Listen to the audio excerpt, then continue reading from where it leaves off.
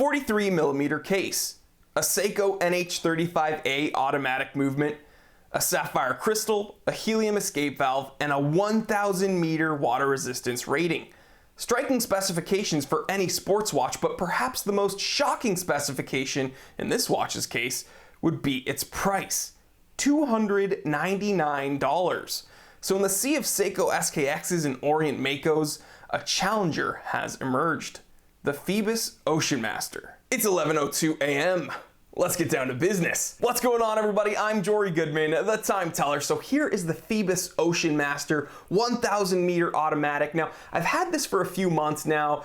For those of you who follow me over on Instagram at The Simple Consultant, I've taken a few sneak peek pictures, kind of teased this a little bit, but I wanted to wear it for a little while, test it out, and kind of tell you what I really think. So now I feel comfortable enough to make my review. So what do I think about this watch? Well, right off the bat, with its 4 o'clock crown and its 43mm sizing, I can kind of see it as a funky, futuristic take on a Seiko SKX, although the overall aesthetic of this Phoibos Ocean Master isn't necessarily for me. I don't really like the step cuts here on the case and the kind of funky serrations going on here on the bezel. It's a little bit too busy for me, although that's totally personal preference. I'm sure some of you guys are looking at this and are just enamored by it.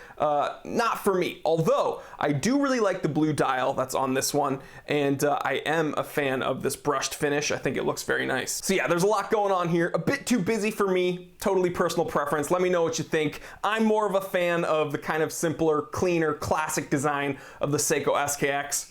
Call me old-fashioned. Now, why would someone pick a Phoibos Ocean Master over a Seiko SKX? Well, this watch kind of solves a lot of problems that people complain about with the Seiko SKX, right? This has got the Seiko NH35A automatic movement, so this has hacking, this has hand wind. Both of those capabilities this SKX lacks.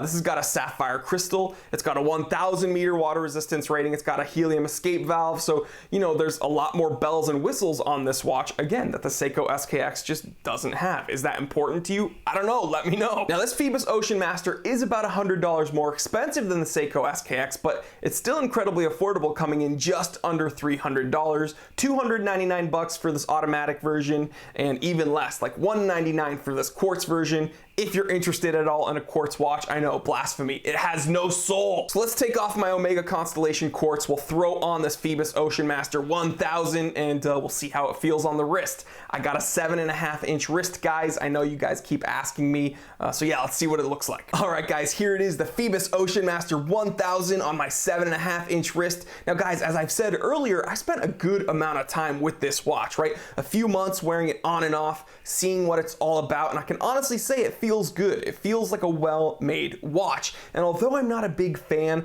of the overall aesthetic, right, the kind of odd serrations and the step cuts, it's a bit busy for me, I do understand probably its biggest attribute, and that's that it's different, okay? It's not a Seiko SKX, it's not an Orient Mako, it's not a Vostok Amphibia, it's not an Invicta Pro Diver. It's something different, and it has some great specs. A 43mm automatic with hacking and hand wind, a sapphire crystal, a 1,000 meter water resistance rating with a helium escape valve for under $300. That's a whole lot of watch.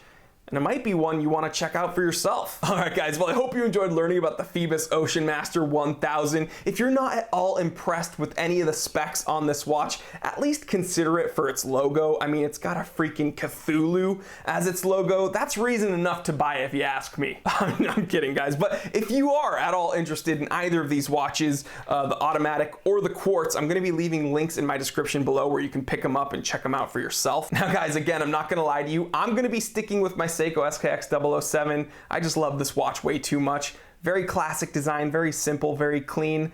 I don't know. This one's the one for me. I'm going to be leaving links to the Seiko SKX 007 in my description as well. But hey, if you're not an SKX guy, I really do think the Phoibos Ocean Master 1000 is an impressive alternative. All right, guys. Well, thank you so much for tuning in. I hope you have an awesome Monday. Now, if this is your first time joining us here on the Time Teller channel, I want to say welcome. Thank you for stopping by. And I want to urge you to consider clicking that subscribe button. Seriously, it takes 1 second and it does help this channel out a ton. And while you're at it, please click that that little bell icon. There's just so much more awesome content on the way, and you don't want to miss it. I'm telling you guys, please like, comment, and subscribe. Share this with other watch enthusiasts, other people that you think would enjoy this. I'm Jory Goodman, the Time Teller, and always remember, I didn't invent time.